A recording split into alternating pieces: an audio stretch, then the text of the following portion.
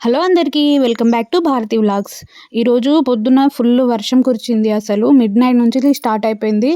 Mid night అయితే current కూడా పోయింది. ఎర్లీ మార్నింగ్ మళ్ళీ 6 o'clockకి కరెంట్ వచ్చింది. ఫుల్ వర్షం. అసలు ఈ వర్షంలో కూడా అమ్మ నాన్నలు వర్క్ చేయడం అస్సలే మానలేదు. డాడీ పొలంకి వెళ్ళాడు.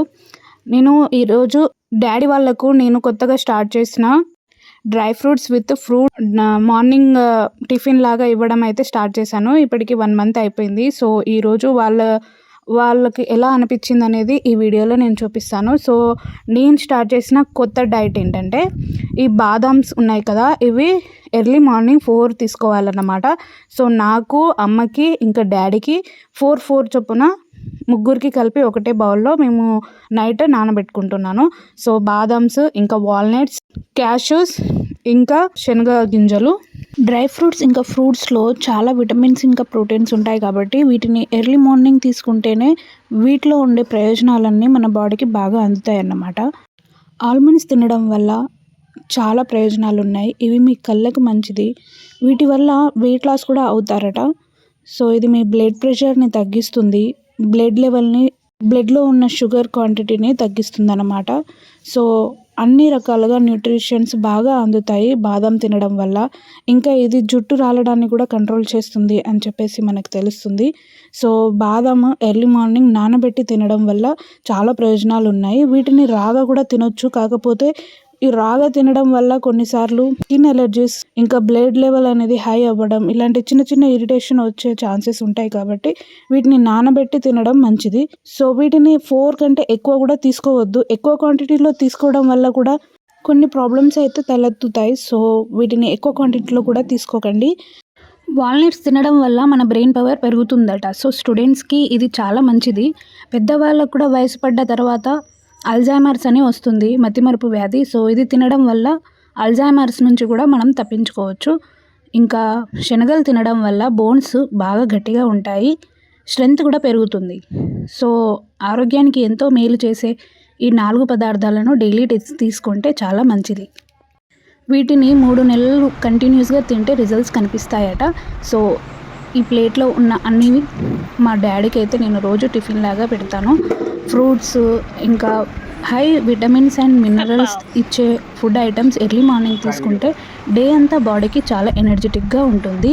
డాడీ రోజు ఇది తింటాను కదా, ఏమైనా చేంజ్ అనిపిస్తుందా?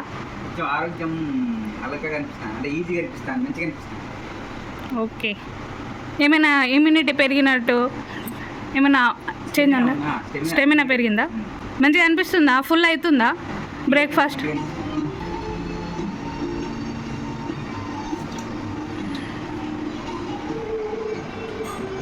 టీవీ చూసుకుంటే తింటావా? ఈ వర్షాకాలంలో అమ్మకు ఇంట్లోనే ఇలా ట్యాప్ ఫిట్ చేయడం వల్ల బోన్లన్నీ ఇంట్లోనే కడుక్కుంటుంది. సో ఇది చాలా ప్లస్ పాయింట్ అయింది. ఇంతకుముందు అయితే ఇది లేకుండే.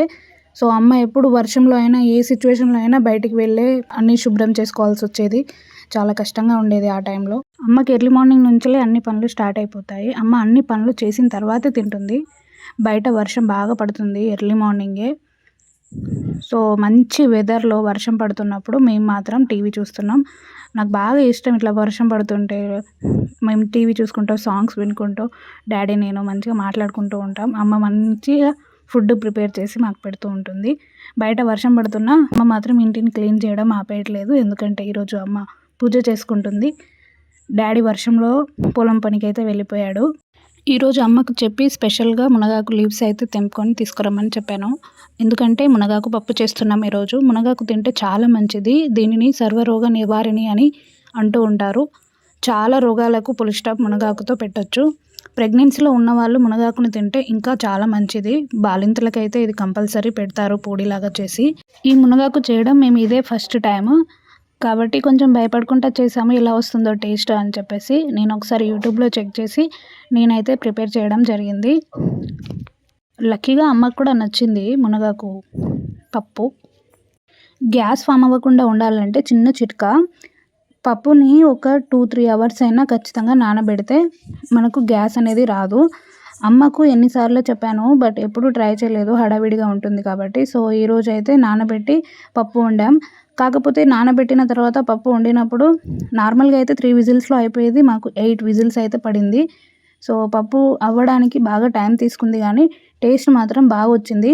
అమ్మ కూడా చాలా సాటిస్ఫై అయిపోయింది. ఇక నుంచి అమ్మ ఎప్పుడు నానబెట్టే వండుతుంది అనుకుంటా. చాలా ఇష్టంగా తిన్నారు. డాడీకి ఉండే పప్పుతోటి ప్రాబ్లం, బట్ ఇప్పుడు అది ఏం లేదు. మునగాకుతో పప్పు కర్రీ సూపర్గా ఉండింది. ఇంకా ఈ డ్రై ఫ్రూట్స్ వచ్చేసి నాది అమ్మది మార్నింగ్ టిఫిన్ అన్నమాట. వాళ్ళ మార్నింగ్ టిఫిన్ కేర్ తీసుకోవడం అయితే నా బాధ్యత. మాకు మునగాకు పప్పు అయితే రెడీ అయిపోయింది. తాలింపు అమ్మనే పెట్టిందన్నమాట. అమ్మ రెడీ అయిపోయిన తర్వాత దేవుళ్ళకైతే మొక్కేసింది. మాది పూజ గది ఉంది, ఇది హాల్లో. కృష్ణుడికి అయితే మొక్కుతుంది. యాక్చువల్గా మా ఇంట్లో కృష్ణుడిని పూజించరు, బట్ నాకు కృష్ణుడు రాధాకృష్ణుని ఇద్దరిని పూజించడం చాలా ఇష్టం. నేను నార్మల్గా అయితే ఇలా పూజలు పునస్కారాలు ఏం చేయను, కాకపోతే మనసులోనే మొక్కుకుంటాను.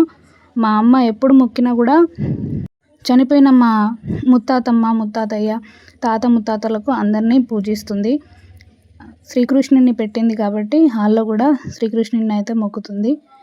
అమ్మ నా ఇష్టాన్ని కూడా అర్థం చేసుకొని నా కోసం ఈ విగ్రహాన్ని తీసుకొచ్చి, విగ్రహమే కదా అని వదిలేయకుండా ఆమె ఎప్పుడు పూజలు చేసినా ఈ దేవుడికి అయితే పూజిస్తూ ఉంటుంది.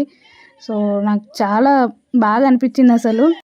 వాళ్ళు ఏం మొక్కినా మన కోసమే మొక్కుతారు, మన బాగు కోసమే మొక్కుతారు. సో అది నిస్వార్థమైన ప్రేమ మన పేరెంట్స్ది. వాళ్ళ ప్రతి ప్రేయర్లోనూ మనమే ఉంటాం. అందుకే మన ప్రతి ప్రేయర్లో కూడా వాళ్ళని ఎప్పుడూ మర్చిపోవద్దు. మా అమ్మ పూజ అంతా చేసుకున్న తర్వాత అమ్మకు డ్రై ఫ్రూట్స్ అయితే ఇచ్చేసాను. డ్రై ఫ్రూట్స్ తినేసి కొద్దిసేపు అయినాక పాలు కూడా తాగేసి, అన్నం కూడా అమ్మ టిఫిన్ తీసుకెళ్ళి మామూలుగా కొంచెం లైట్గా తింటుంది.